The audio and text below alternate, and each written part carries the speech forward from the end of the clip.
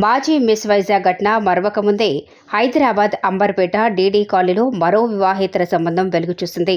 ప్రియురాలతో భర్త ఎంజాయ్ చేస్తుండగా భార్య పిల్లలు కలిసి రెడ్ హ్యాండెడ్గా పట్టుకున్నారు. ప్రవీణ్ తన ప్రియురాలతో ఉల్లాసంగా గడుపుతుండగా అతడిని రెడ్ హ్యాండెడ్గా పట్టుకున్న భార్య మెర్సీ ఆమె పిల్లలు పట్టుకోగా వారిని అతడు చావబదాడు. తన భర్తతో ఎలా ఉంటావని ప్రియురాల్ని గట్టిగా నిలదీసింది.